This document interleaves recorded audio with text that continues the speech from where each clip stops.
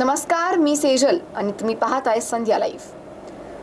शेंडा park येथे IT hub उभारण्यासाठी कृषी विद्यापीठाची 34 हेक्टर जागा हस्तांतरित करण्यात येणार असून कृषी विद्यापीठाला करवीर तालुक्यातील सांगरूळ ऐवजी पर्यायी जागा म्हणून कागल, पन्हाळा, हातकणंगले, राधानगरी तालुक्यातील 60 ते 100 हेक्टर एकत्रित जागेचा शोध येत्या 10 दिवसात द्यावा, अशी सूचना उपमुख्यमंत्री अजित पवार यांनी मंगळवारी मुंबईत आयोजित विशेष बैठकीत दिली आहे।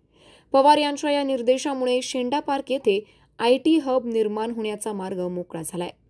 IT हब उभारण्यासाठी कृषी विद्यापीठाची जागा घेण्यात येणार असून बदल्यात सांगरूळ येथील 250 एकर जमीन देण्याचा निर्णय घेण्यात आला होता। परंतु या जागेवरील निर्वनीकरणासाठी केंद्रीय पर्यावरण मंत्रालय आणि वन विभागाच्या परवानग्यांमध्ये बराच काळ जाणार असल्याने आमदार अमल महाडिक यांनी अन्य पर्यायाबाबत निर्णय घेण्याची विनंती उपमुख्यमंत्री पवार यांना केली होती। त्यानुसार उपमुख्यमंत्री पवार यांनी ही बैठक घेतली। पवार म्हणाले, राज्याचा आर्थिक विकास आणि रोजगाराची संधी उपलब्ध करण्यासाठी कोल्हापुरात IT हब उभारण्याचा निर्णय घेण्यात आलाय। शेंडा पार्क येथील कृषी विद्यापीठाची जागा पूर्वी शहराबाहेर होती, ती आता शहराच्या मध्यवर्ती भागात आली आहे। IT हब सारख्या उद्योगासाठी शहरातील जागा आवश्यक असते। कृषी संशोधनासाठी शहराबाहेरील जागाही उपयोगात आणता येईल। कोल्हापूरच्या जिल्हाधिकाऱ्यांनी कृषी विद्यापीठाच्या मान्यतेने येत्या 10 दिवसात पर्यायी जागा अंतिम करावी।